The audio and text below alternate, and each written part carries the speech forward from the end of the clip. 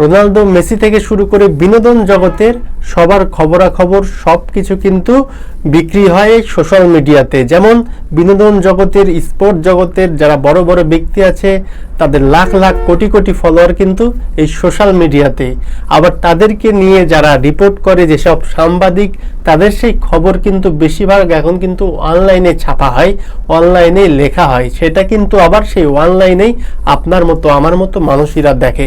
দেখুন, ফুটবলের জায়গায় বিষয়টা নিয়ে যদি একটু কথা বলি, সেই জায়গাতে আমরা জানি যে বর্তমানে ফুটবল জার্নালিজমে কিন্তু সবচেয়ে বড় যে নাম সেটা হচ্ছে ফাব্রিজিও রোমানো। সেই ফাব্রিজিও রোমানোই কিন্তু এত বড় যে হয়েছে সেটা কিন্তু তার সোশ্যাল মিডিয়ার যে সুখ্যাতি সেটা দিয়েই। সোশ্যাল মিডিয়াতে সে যখন একটা প্লেয়ারের ট্রান্সফার নিয়ে, একটা প্লেয়ারের কন্ট্রাক্ট রিনিউ নিয়ে পোস্ট করে, সেটা কিন্তু মুহূর্তে ভাইরাল হয়ে যায়। দেখুন, তার সেই বিষয়টা নিয়েই একটু কথা বলার চেষ্টা করব। কারণ দেখুন, সে কিন্তু সবার আগে যে সংবাদ বা যে কোনো খবরাখবর ট্রান্সফার উইন্ডোর প্রকাশ করা সেটা করে না, কিন্তু সে ফোকাস করে কোন জায়গাতে নিখুঁত বা সবচেয়ে বেশি পজিটিভ যেটা সে প্রকাশ করবে সেটা জানি সত্যি হয়, এই দিকে সে কিন্তু ফোকাস করে। যার ফলে যখন তার সংবাদগুলো, ট্রান্সফার নিউজগুলো সত্যি হয়ে যায়, তখন কিন্তু তার প্রতি মানুষের অগাধ বিশ্বাস বেড়ে যায় এবং সেখান থেকে কিন্তু আজ এই পর্যায়ে ফাব্রিজিও রোমানো একজন এত বড় একটা জার্নালিজম হয়েছে আপনার হচ্ছে স্পোর্টসে। কিন্তু দেখুন, তার কি ভুল হয় না? অবশ্যই ভুল হয়। দেখুন, লিওনেল মেসিকে নিয়ে 2021 সালে সে কিন্তু বলেছিল যে বার্সেলোনা তার সাথে সকল প্রকারের চুক্তি করে ফেলেছে, সব কিছু ওকে। কিন্তু পরক্ষণে দেখা গেল যখন লিওনেল মেসি কোপা আমেরিকা ফিরে আসলো, তখন কিন্তু এসে জানতে পারলো যে তার থাকা হবে না।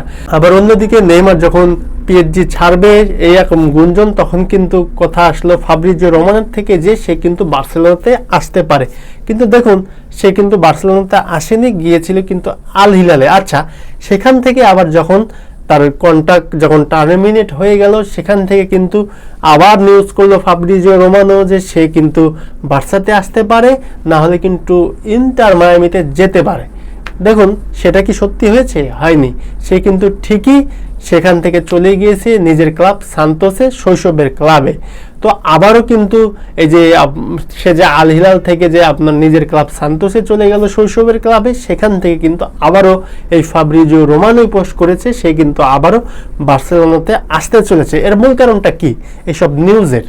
আসলে এর মূল কারণটাই হচ্ছে যে সোশ্যাল মিডিয়াতে সবসময় সে যে একজন স্পোর্টস জার্নালিস্ট, তার নামে সবসময় যেন মানে যে বড়ভাবে, বেশিভাবে, শক্তভাবে জানি সবাই কথা বলে যে এই ফাব্রিজিও রোমানো আবারও নেইমারকে নিয়ে পোস্ট করেছে, নেইমার বার্সেলোনায় আসতে চাই। কে পোস্ট করেছে? Fabrizio Romano.